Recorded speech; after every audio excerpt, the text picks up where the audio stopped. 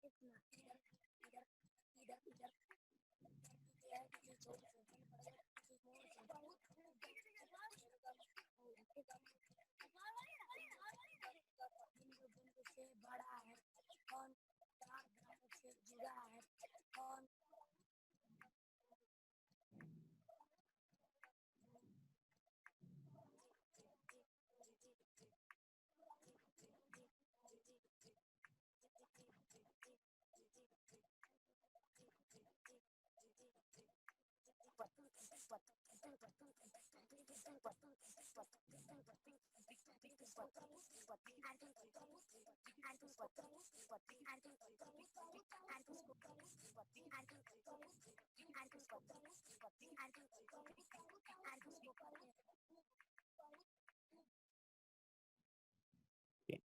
Bueno, lo que acabáis de ver, no os creáis que es nada extraordinario. Esta es la realidad ordinaria cada día de la India, y es una realidad donde, como podéis ver, hay personas, habitantes, que ocupan lugares que no deberían ser habitados teóricamente y hacen cosas que deberíamente no tendrían que hacer. Y un claro ejemplo es esta fotografía.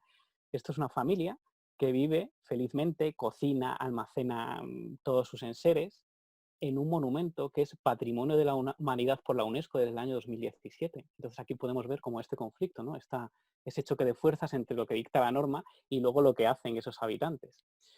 Entonces, claro, ¿qué es esto? Esto es una situación rebelde, ¿no? Y creo que nadie mejor que Albert Camus, y de esto también lo sabe la invitada que tendremos dentro de 3 semanas, Lucía, lo que es un una rebeldía o un cuerpo rebelde, ¿no? Porque Camus decía lo siguiente: ¿qué es un hombre rebelde? A lo que podríamos añadirle, ¿qué es una mujer? ¿Qué es un niño? ¿Qué es una comunidad rebelde? Es alguien que dice no, pero negar no es renunciar, es un sí desde ese primer movimiento, ¿no? Entonces, este estudio, donde se sitúa, es en todos esos síes. Entonces, contextualizado un poco el background del estudio, lo que quiero contar es un poco sobre el territorio. Guyarat es el estado en el que se encuentra Ahmedabad, lo podéis ver en este primer esquema, esta zona en gris es el Guyarat y ese puntito negro es Ahmedabad. En el esquema del centro podéis ver cómo sería la ciudad de Ahmedabad, muy simplificada. Está cruzada por esto, que es el río Sabarmati, y en el centro nos encontramos esa Old City, esa ciudad antigua, esa ciudad amurallada, que en su totalidad es Patrimonio de la Humanidad por la UNESCO desde 2014. Y aquí podéis ver, evidentemente, la complejísima e insondable trama urbana. Y aquí destacamos un eje monumental, que ahora os explico, que es este, que podéis ver en el zoom. Y este es el conocido como eje monumental, que es como básicamente casi el origen primigenio de la ciudad, y que va desde la Badra Plaza, que es todo este territorio, que engloba diferentes monumentos, hasta la zona de las mezquitas y las tumbas. Y todo este eje monumental es donde se sitúa el estudio y donde han sido grabadas todas las tomas que habéis visto en el vídeo. Este eje es probablemente ya no solo el más conflictivo de toda la ciudad de Ahmedabad, sino uno de los más conflictivos de toda la India. Y es un conflicto latente a lo largo de muchos años, pero especialmente a partir del año 2014, donde se hizo una reforma de esa plaza. ¿Vale? Aquí podéis ver la reforma antes y la plaza antes y después de la reforma. Esta reforma fue liderada por el estudio Vastu Shilpa, que es el estudio que lideraba el Krishna Doshi, que fue premio Pritzker 2018, premio Pritzker de arquitectura, y fundamentalmente lo que esta remodelación quería son dos cosas. La primera es erradicar el comercio informal, y la segunda cosa era peatonalizar lo que es la plaza. Y de hecho, cuando Dosi terminó la obra, hicieron como un vídeo en el que decía: yo me he inspirado en las plazas europeas y principalmente en la plaza de San Marco en Venecia. Y esto es como, son dos screenshots de ese vídeo en el que se compara la plaza de San Marco de Venecia con Badra Plaza a los pocos días de su inauguración, ¿no? Pero claro, a los otros pocos días de la inauguración, la plaza volvió a estar como era en su origen, porque claro, es muy diferente a San Marco en Venecia, porque San Marco en Venecia, digamos que está concebida desde la admiración, pero es que Badra Plaza, digamos como que su razón de ser es la ocupación, y la ocupación de esos cuerpos rebeldes y de ese conflicto constante. Así que ahí es donde se posiciona el estudio. Entonces, ya un poco explicitado el contexto, os paso a presentar un poco la metodología que implementamos en este estudio. Y el gran objetivo del estudio puede ser como la respuesta a esta pregunta, que es cómo visibilizar el paisaje del conflicto para a continuación operar desde él. Entonces, lo que se estructuró en este taller, en este método docente, fueron 3 módulos. El primero de narraciones cartográficas, el segundo de performance o vivencias y el tercero que es un diseño sensible a ese conflicto. Los 2 primeros, narraciones cartográficas y performance, lo que quieren es entender esas condiciones espaciales que generan el conflicto para ese conocimiento después trasladarlo a un diseño que fuese sensible a ese conflicto. Evidentemente no somos tan ingenuos como para creer que la arquitectura lo va a solucionar todo, pero por lo menos intentar implementar procesos o programas que dignificasen determinadas situaciones. Bien, comenzamos por las narraciones cartográficas. Lo que se hizo con las narraciones cartográficas es decirle a cada alumno: tenéis que volver al sitio y tenéis que encontrar una acción conflictiva. Es decir, un grupo de personas, una persona individual o una comunidad en la que se pueda detectar o la que vosotros detectéis que están realizando algo más allá de la norma, ¿no? Y lo que tenéis que hacer a continuación es visibilizar esas condiciones gráficamente, ¿no? Para ver cómo se produce, qué es lo que fomenta o qué es lo que dificulta ese conflicto que da forma a la ciudad de Ahmedabad. Y claro, ahí es donde entra en juego la cartografía, ¿no? Es decir, una nueva visión del paisaje requiere unas nuevas herramientas y ahí es donde entramos con la cartografía. Y la cartografía tiene como 2 misiones, digamos, en esta parte del estudio. La primera es ir un poco más allá de cuando detectamos una determinada situación, no simplemente poner un puntito en el mapa o poner una mancha, sino intentar narrar por qué sucede eso, ¿no? Dibujar todas las condiciones espaciales. Y la segunda es como implementar un método de análisis gráfico en el que, por ejemplo, cuando veamos una línea roja gruesa, no sea siempre la sección de un edificio, ¿no? Aquí, por ejemplo, en esta cartografía es el ángulo de vigilancia que este camión tiene en la plaza. Y ahora lo veréis lo que hace este camión. Pero este camión a determinadas horas del día sale y se pone a dar vueltas en la plaza para que los se escapen al ver su presencia. Y si no huyen, si no se dispersan, lo que hacen es confiscarles sus pertenencias. Lo vais a ver en este vídeo.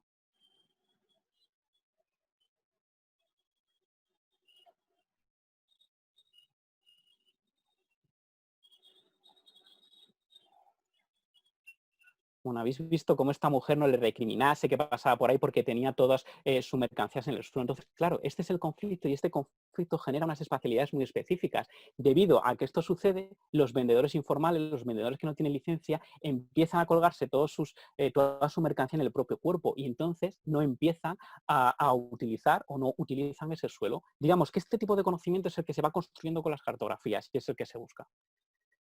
Cartografías, igual que hemos dicho que paisajes, pueden ser múltiples y depende de la sensibilidad de cada estudiante. Aquí tenemos otros estudiantes, como por ejemplo Jaya y Divya, que lo que hicieron es focalizarse concretamente en este monumento, que es la tumba de la reina, que es el que os enseñaba antes en la fotografía, donde vive una familia. La familia vive concretamente en esta esquina, ¿vale? Que está marcado con el circulito azul. Entonces, esta cartografía, la misión que tiene es intentar entender todas las relaciones entre los propios vecinos, entre gente que visita la tumba, entre la propia gente que vive dentro de la tumba, para entender su particular modo de vida. Luego, con ese conocimiento, lo que intentaremos será revertirlo en una serie de diseños que sean sensibles a ese conflicto.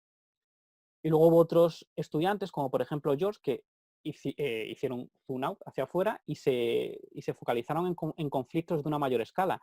Y otro de los grandes conflictos es toda la movilidad urbana que existe allí, sobre todo especialmente cuando entras a partir de 2 puentes desde la otra parte de la ciudad a esta.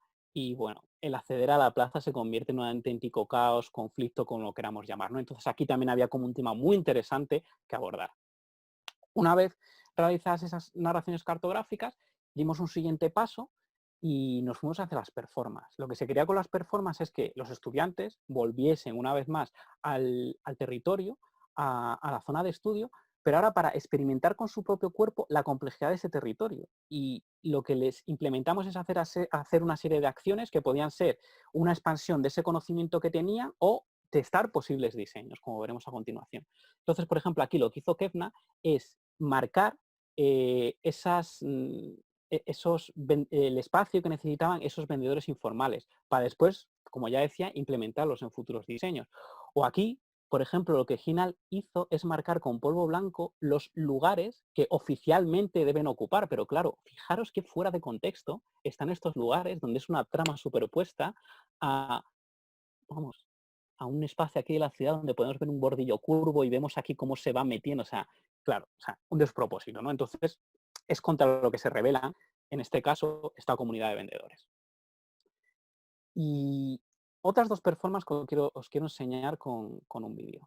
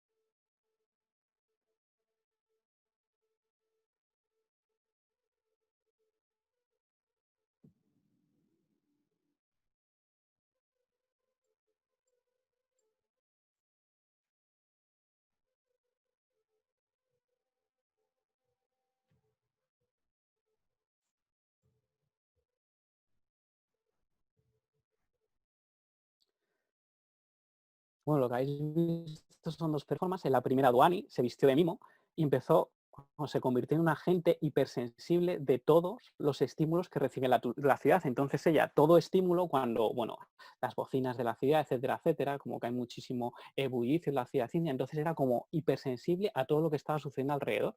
Y entonces cogió, digamos, un conocimiento muy específico del lugar. Y luego la otra performance es un testeo, ¿no? De un posible diseño, porque allí Badra Plaza es una plaza muy dura, está hecha con un granito rosa que os podéis imaginar cómo pega ahí el sol, 50 grados. y no te puedes sentar. Entonces es como, bueno, ¿qué pasa si implementamos aquí de repente una zona verde? Bueno, evidentemente se formó un caos impresionante, llegó la policía, no sabía si eso era legal, si era ilegal, que es un poco lo que pasa en casi en toda ocupación de Alemania. Entonces al final, bueno, pues nos exigieron que nos fuésemos de allí y bueno, toda buena performance al final termina con la llegada de la policía, ¿no? Eso dicen al menos. Así que bueno, con esto ya nos vamos a la tercera parte del estudio, que sería como unos diseños sensibles al conflicto. Aquí, después de toda esta experiencia que habían tenido los estudiantes con las cartografías y con las performances, ellos decidieron libremente, nosotros no imponemos nada, o sea, lo que queríamos era que ellos pensaran críticamente el sitio donde vivían, no les impusimos en ningún momento un programa ni nada, y entonces, respecto a ese conocimiento que tenía, promover un programa, un proceso, un proyecto que fuese capaz de advertir esa situación problemática. Entonces, muy brevemente, algunos ejemplos. Este proyecto, por ejemplo, de Sakshi Sharma, que ya lo que hizo es como, bueno, si tenemos aquí un problema, que es que tenemos a todos los vendedores informales en la plaza y tenemos aquí un edificio que lleva más de 20 años sin ningún tipo de uso, ¿por qué no los situamos en ese lugar? Son todos como proyectos que yo creo que lo que tienen es sentido común, que es muchas veces lo que falta en el urbanismo y en la arquitectura, en estos territorios tan conflictivos y tan difíciles. Luego aquí tenemos el proyecto de George. George era el alumno este que había estado interesado en la movilidad urbana y entonces él dice, vale, voy a intentar peatonalizar la plaza, pero no como se hizo hasta ahora, que lo que se hizo ahora es poner 4 volardos mal puestos, que eso en la India es como que encima te incita a que tú lo conquistes, entonces no, vamos a intentar o a repensar la idea de frontera, la idea de límite en el espacio público. Entonces, todos estos espacios que son como espacios de in-between, en lo que sería la fuera de la plaza y la dentro de la plaza, que él pinta en azul, pues se crean una serie de programas, puede haber un cambio de nivel, que lo que hace es que de repente ya no pueda entrar el coche, la motocicleta, etcétera, etcétera. O sea, es como también ir pensando mediante el diseño. Tampoco creíamos que íbamos a llegar a ninguna solución o a ninguna solución final. Después hubo otros alumnos que se interesaban mucho por todo el tema del patrimonio, porque como ya dijimos, desde 2017 a la ciudad amurallada, la ciudad antigua de Ahmedabad, es patrimonio de la UNESCO y los monumentos están en una situación ruinosa, ¿no? Entonces, algunos estudiantes fueron sensibles a ese patrimonio y, por ejemplo, aquí tenemos a Kushali, que se centró en diferentes monumentos, pero aquí os muestro uno, que es esto, que veis aquí, que esto es la Tinderbasa, que es una puerta de la antigua ciudad amurallada del siglo XV, que aún se conserva. Lo que pasa es que está en un estado bastante deplorable, pero está en un estado bastante deplorable porque la gente tampoco es que reconozca que es un patrimonio, qué es eso de un patrimonio, porque voy a tener que respetar de un patrimonio si no tengo para comer. Entonces, como veis, es como que son muchísimos conflictos que se van intentando solucionar mediante todos estos, solucionar o al menos intentar aportar alguna solución mediante este tipo de procesos. Y luego me quería focalizar justamente ya en un caso muchísimo más personal, porque yo creo que es paradigma de por qué es muy pertinente y necesario estudiar el conflicto desde la arquitectura y desde el diseño urbano. Esta estudiante se llama Haya y a Haya la tuvimos también en el anterior cuatrimestre, que hicimos otro tipo de cosas. Y ya os digo que para mí fue la alumna más sensible que tuvimos en todo el curso. Estas dos primeras imágenes de arriba son de los proyectos que hicimos en el anterior cuatrimestre y aquí vemos que hizo una representación de la película Her de Spike Jonze y aquí podemos ver a Theodore, que es, y ahora se me ha olvidado el nombre, así como con las diferentes, Joaquin Phoenix, ¿no? Es como con las diferentes sensaciones o sentimientos que en su cara se van reflejando dependiendo de las voces de esa Scarlett Johansson, ¿no? De esa Samantha, que está representado por ese parlante. Después, es que ella al principio no sabía ni dibujar al ordenador, pero hacía unas maquetas a un nivel milimétrico de detalle con todo lo que estaba pasando en la ciudad, que era para morirse, o sea, increíbles. Entonces, Haya es la que hizo las cartografías estas que os he enseñado antes de la tumba de la reina, donde vivía esta familia, y que es este territorio. Aquí la podemos ver aquí, haciendo cartografías en el sitio. Aquí es donde, bueno, para estas familias que todo lo que hay alrededor de la tumba es una zona de almacenaje, unos armarios, ¿no? Y claro, Haya acabó haciendo este diseño, que ahora podemos hablar de lo bonito que es, pero claro, lo muy importante de Haya fue el proceso, ¿no? Porque el primer croquis, la primera propuesta que nos llevó, nos dijo, bueno, esto, como veis aquí, es la tumba de la reina, este es el monumento, y dijo, bueno, yo todo lo de alrededor, es decir, toda esta trama urbana que continuaba, dice, yo lo voy a derribar y voy a hacer en cada esquina unas torres muy grandes, 4 torres en las esquinas. Entonces, claro, digo, pero vamos a ver, yo pensaba para mis adentros, después de todo lo que hemos hecho, de las cartografías, de las performances, de que ya habéis visto que es una persona hipersensible, ¿cómo es posible que quiera hacer este tipo de proyecto? Pues claro, yo la pregunté, no sé con qué cara, le dije, oye, pero Jaya, ¿pero tú por qué quieres hacer esto?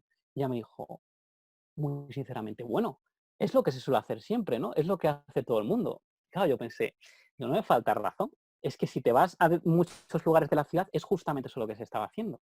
Entonces, claro, ahí está la pertinencia, ¿no? De tratar este tipo de situaciones. Entonces le dijimos, bueno, pues ahora vas a hacer un proyecto que va a ser totalmente diferente. Vas a intentar hacer el proyecto más sensible. Entonces hice un estudio de todas las casas que hay alrededor, cuáles estaban desocupadas, cómo se podían reformar con la arquitectura típica de la India, porque recordemos que esto es patrimonio de la UNESCO, ¿no?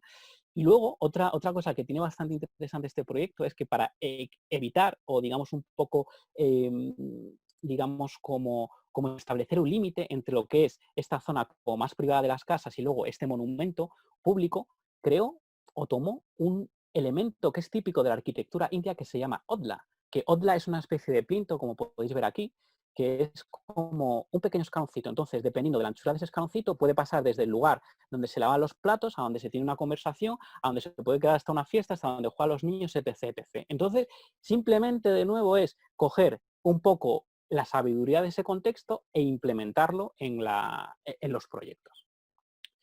Y bueno, ya con esto, ya simplemente quería acabar haciendo una última reflexión, porque la experiencia docente, el taller, fue bastante exitoso.